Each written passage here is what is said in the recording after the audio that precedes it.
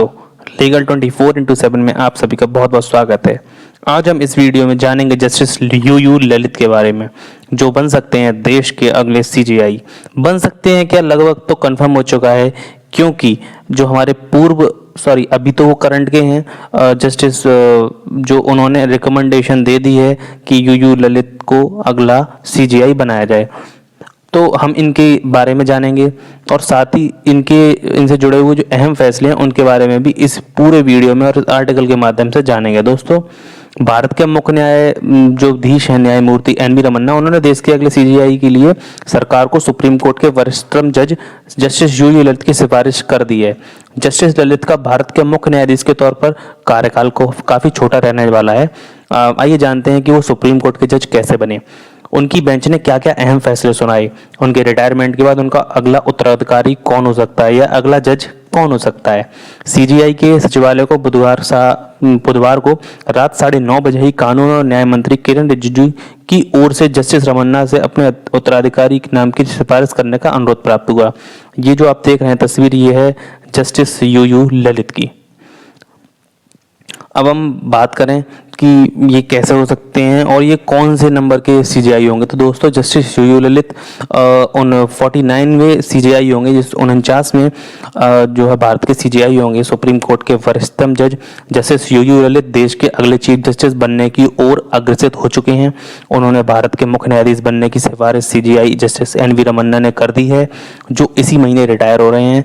ऐसा माना जाता है कि वो 26 तारीख को अगस्त को रिटायर हो रहे हैं। तो उन्होंने जो है जस्टिस यू ललित को अग्रेसित कर दिया है कि इनको अगला राष्ट्रपति बनाया जाए। Justice U Lalit supreme court के कुछ ऐसे ऐतिहासिक फैसलों का हिस्सा रहे हैं जिनमें से मुसलमानों के में प्रचलित 3 तलाक की कुप्रथा को अवैध और असंवैधानिक ठहराने का निर्णय लिया था। जस्टिस यू ललित की नियुक्ति भारत के अगले चीफ जस्टिस के तौर पर होने के बाद वे ऐसे दूसरे व्यक्ति होंगे जो सीधे बाहर से सुप्रीम कोर्ट पहुंचे हैं और देश की न्यायपालिका के सर्वोच्च पद पर आसीन हुए हैं। इससे पहले 1971 में देश के 13वें राष्ट्रपति जस्टिस जो बने थे, 13वें सीजीआई बनने वाले जस्टिस एस.एम. सीकरी ऐसे व्यक्ति थे जो सीधे वकील से मार्च 1964 में सुप्रीम कोर्ट के जज नियुक्ति गए थे। Justice CJI justice N V. Ramana है, वो 26 अगस्त को, हमने जैसा कि आपको बताया, रिटायर हो रहे हैं और नियुक्ति होने पर जस्टिस ललित 27 अगस्त को नए सीजीआई यानी चीफ जस्टिस ऑफ इंडिया के रूप में शपथ लेंगे। ये दोनों की साथ में फोटो है जिसमें दोनों जो है रिकमेंडेशन के जो दी गई है उसकी तस्वीर है। अब हम बात करते हैं कि जस्टिस यू ललित कौन है। 9 नवंबर 1957 में इनके बेसिकली, अब इनके हम डीप डाउन के कहाँ से आए हैं, कहाँ जन्मे, क्या हुआ, इनकी एक बारीकियों को जानते हैं इस वीडियो में, इस सेशन में पर्टिकुलर। तो 9 नवंबर 1957 को जन्मे जस्टिस यू ललित का वकील के तौर पर जून 1983 में पंजीकरण हुआ था। उन्होंने दिसंबर 1985 तक बॉम्बे हाई कोर्ट में प्रैक्टिस की। जनवरी 1986 में भी वकालत के लिए दिल्ली शिफ्ट हो गए। अप्रैल 2004 में भी सुप्रीम कोर्ट के वरिष्ठ वकील के तौर पर नामित हुए।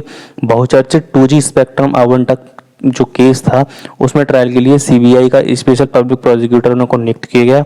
सीजीआई के तौर पर जस्टिस ललित का कार्यकाल 2 महीने से थोड़ा ज़्यादा का रहेगा, क्योंकि 8 नवंबर 2022 को वो रिटायर होने वाले हैं। जस्टिस ललित के बाद सबसे वरिष्ठ जज जस्टिस डी.वाई. चंद्रचूड़ का नाम है। सीजीआई के तौर पर उनका कार्यकाल बहुत ही लंबा यानी 2 साल का हो सकता है।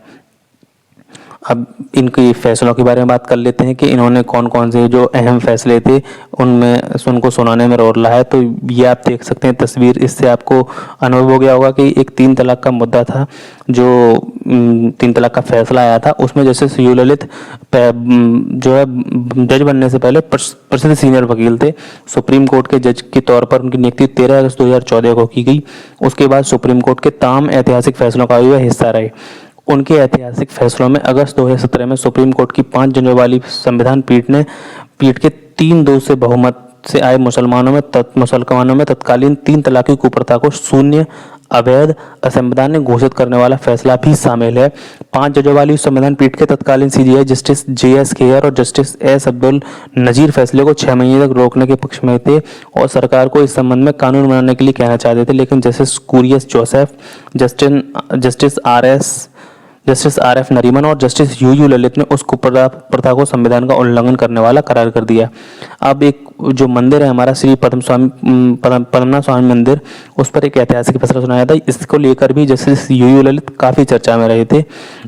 इसमें क्या था कि जस्टिस ललित की अगुवाई वाली बेंच ने केरल के ऐतिहासिक श्री पद्मनाभ स्वामी मंदिर के प्रबंधन का अधिकार त्रावणकोर के राजसी परिवार के पक्ष में दिया था। अदालत ने फैसला दिया कि मंदिर के सेवियत का अधिकार या उसको बेसिकली उसकी सेवा का अधिकार वंश क्रम से जुड़ा होना चाहिए। श्री पद्मनाभ स्वामी मंदिर देश के सबसे धनाढ्य मंदिरों में शामिल है। इस तरह सुप्रीम कोर्ट ने केरल हाई कोर्ट के 2011 के फैसले को पलट दिया था, जिससे राज्य सरकार को ट्रस्ट बनाकर उस मंदिर का कंट्रोल उसके हाथों में देने का फैसला सुनाया था। तो इसके बाद हम बात करते हैं कि स्किन टू स्किन ये जो मामला है ये काफ़ी विवाद में भी रहा था और इसको लेकर तो वो काफ़ी ही चर्चा में रहे थे। इसमें उन्होंने कहा था स्किन टू स्किन टच मामले पर जो है एक पॉस्को एक्ट का मामला था। उसमें उन्होंने कहा कि एक पॉक्सो केस में स्किन टू स्किन कॉन्टैक्ट मामले में भी जस्टिस ललित की अगुवाई वाली बेंच का फैसला देश के सामने एक नजीर है। इसमें अदालत ने फैसला दिया कि यौन इरादे से किसी बच्चे को शरीर को छूना या किसी तरह का शारीरिक संपर्क करना protection of children from sexual offence यानी पॉक्सो एक्ट की धारा 7 के तहत यौन हमला और स्किन टू स्किन टच होना ही आवश्यक नहीं। इस फैसले के साथ ही सर्वोच्च अदालत ने बॉम्बे हाई कोर्ट के स्किन टू स्किन टच वाले जो फैसले को उसको पलट दिया था। हाई कोर्ट ने अपने फैसले में कहा अगर आरोपी और पीड़ित के बीच सीधा स्किन टू स्किन टच नहीं हुआ है तो ये पॉक्सो कानून के तहत हमला नहीं माना जाएगा। तो दोस्तों ये पूरा एक वीडियो था। इसमें जस्टिस UU ललित की कैरियर को लेके, जस्टिस UU ललित की से जुड़े हुए जो अहम मुद्दे थे उनको लेकर लगभग हमने सारी चीज़ें कवर कर ली हैं। अगर आपको अभी भी कोई डाउट है तो प्लीज़ कमेंट बॉक्स में टाइप करना मत भूलिए।